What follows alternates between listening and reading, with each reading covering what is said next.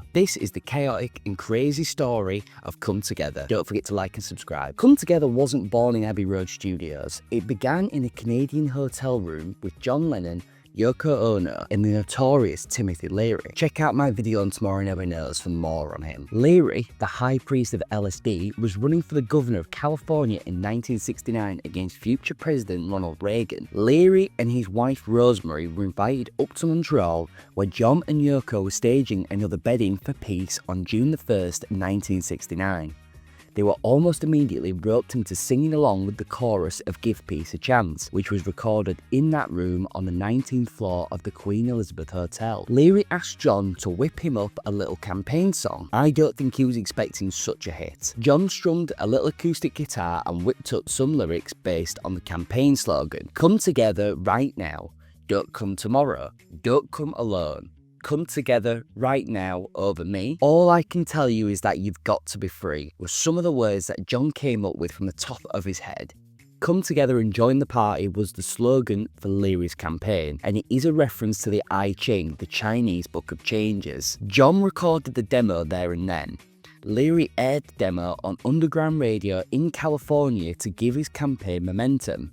However, after an arrest for marijuana possession, Leary's political aspirations ground to a halt. The thing is, I've also read that Reagan did everything in his power to keep Leary behind bars in order to halt his campaign. While in his prison cell, Leary heard his campaign song reimagined on the radio and was maybe rightly irritated. Although the new version was certainly a musical and lyrical improvement on my campaign song, he states in the book Hard Day's Right, "I was a bit miffed that Lennon had passed me over this way. When I sent a mild protest to John, he replied with typical Lennon charm and wit that he was a tailor and I was a customer who had ordered the suit and never returned, so he sold it to someone else." Lennon, seeing the musical potential in the bones of the chant, had decided to bring it to the studio for the Abbey Road sessions, setting out to make something much weirder, darker and deeper than just a campaign song. John arrived in the studios to record Abbey Road on the 9th of July, slightly after his bandmates because of a car accident that he'd had in Scotland. He started work straight away on Paul's song Maxwell's Silver Hammer. It was his first contribution to the album since his guitar part on You Never Give Me Your Money 2 months earlier. He was back and he was ready to make music for what would be the Beatles' final album. The first few words of the song, "Here Come Old Flattop," set off alarm bells for Paul McCartney.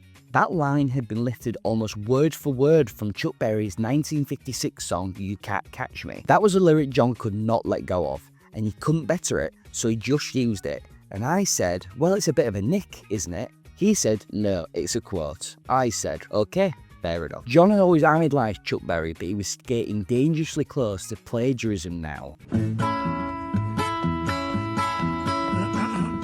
Here come Old Flattop, he got grooving up slowly, he got juju, and what he want, holy rolling up. I'm saying, wait a minute. That's Chuck Berry's song. The opening line is, "Here come Old Flattop." I said, but we got to do something to get away from that. So I just suggested we slowed it down. So instead of the, we go,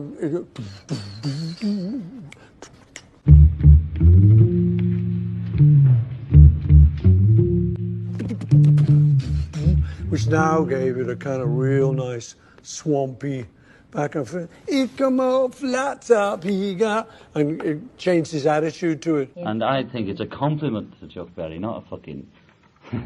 I mean, we resurrected him. Like Paul says, he suggested slowing the song down, giving it that thick, swampy vibe that makes the song so distinctive. John agreed and the transformation was instant. But it wasn't enough. Berry's publisher, Maurice Levy, still sued, and John had to sell out of court by recording 3 songs owned by the publisher, which culminated in John Lennon's solo album, Rock and Roll. Though it's nothing like the Chuck Berry song, Lennon explained to Playboy in 1980, "They took me to court because I admitted this once years ago. I left in one line, which is just Berry's 'Here Come Old Flattop.'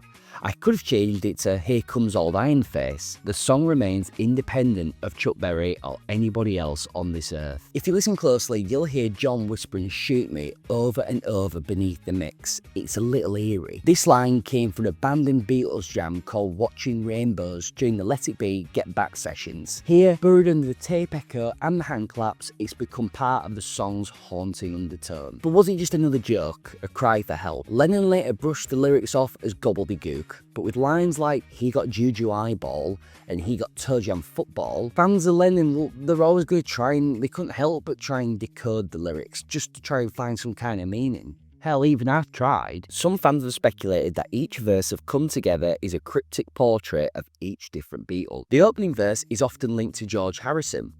The Holy Roller seemed to echo George's deep spirituality, which had become a central part of his identity by 1969. The phrase "juju eyeball" could point to his growing fascination with Eastern mysticism. The third verse is frequently associated with John himself. Bag Production, for instance, refers to the art company he and Yoko Ono had recently launched as part of their avant-garde campaign for peace. The line "Ono sideboard" is likely a nod to Yoko's ever-present role in his life. Spinal Cracker, too, might hint at John's recent car accident in Scotland, which left both him and Yoko hospitalised just weeks before Come Together was recorded. Verse 4, some suggest, sketches Paul McCartney. Describing someone as a roller coaster might be a playful jab at Paul's wide-ranging musical moods and the upbeat energy of his recent hit Get Back, which was even promoted as a song to roller coaster by. The phrases Muddy Water and Mojo Filter could be read as nods to McCartney's deep appreciation for the blues and rock and roll, particularly his admiration for blues legend Muddy Waters. And then there's the closing line,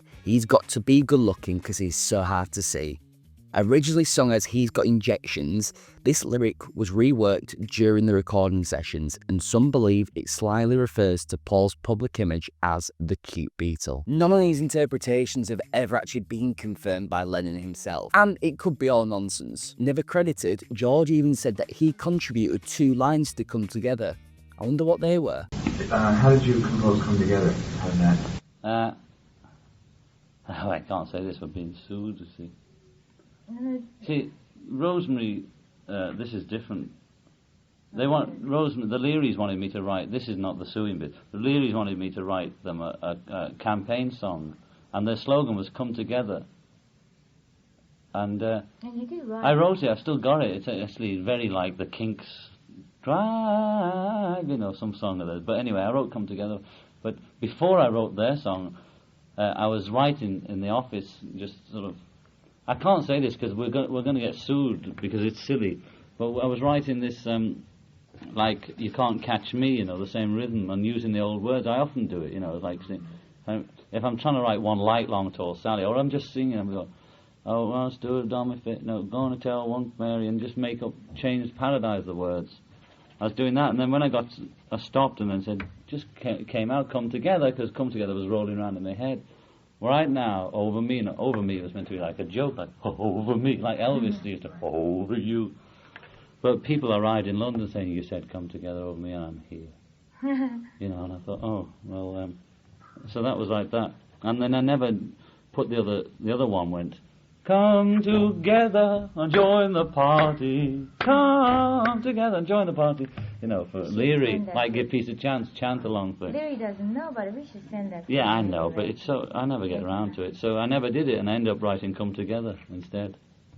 It was the 21st of July 1969 that John brought Come Together into EMI Studio 3. He was raring to go. John was in a pretty good mood that day. Jeff Emmerich relates in his book Here, There and Everywhere. He seemed to come to life when we were working on one of his own songs, rather than one of Paul's or George's. True, all 3 of them exhibited a lack of patience if it wasn't their song, but there was always a definite drop-off in interest whenever any one of them was working on another Beatles composition, but John was consistently the most flagrant offender. John told everyone that he was ready, that they should let their hair down and get ready to do some rock and roll. I love the passion he felt from the track straight away, right from the get-go. Come Together is funky, and that's thanks to Paul McCartney. His bass line doesn't just hold the groove, it defines it. It's the bass line we all think of whenever we hear it. Well, at least I do. It's been sampled in hip-hop, mimicked in funk, and recognised as one of the coolest grooves in rock history. But behind that groove was serious tension. During overdubs, John dismissed Paul's piano idea, opting to play it himself instead. Paul was obviously the better piano player, and back in the old days, Paul would have just done that part. John was having none of it. Paul was visibly hurt and quietly left the studio early. Geoff Emerick, the Beatles engineer, later said it was one of the few times Paul ever walked out. Paul looked a bit hurt, then angry. For a moment, I thought there was going to be an explosion. Instead, he contained himself, shrugged his shoulders, and simply walked out of the studio, one of the few times he ever left a session early. Paul had to have felt humiliated, but rather than having a fight or an argument about it, he chose just to get up and leave without any dramatics. The next day he returned, and nothing further was even said about it. George Harrison's guitar work, Ringo's towel-dampened drums, and Lennon's electric piano all came together, pun intended, to create something transcendent. The song fades out with a jam session that feels like it might go on forever, but it doesn't. And neither would the Beatles. Despite it being one of the Beatles' best ever songs, it was far from a collaborative effort. John not only sang the lead, but also did all the backing vocals on Come Together by himself, Geoff Emerick stated. He didn't ask either Paul or George to join in, and neither of them volunteered.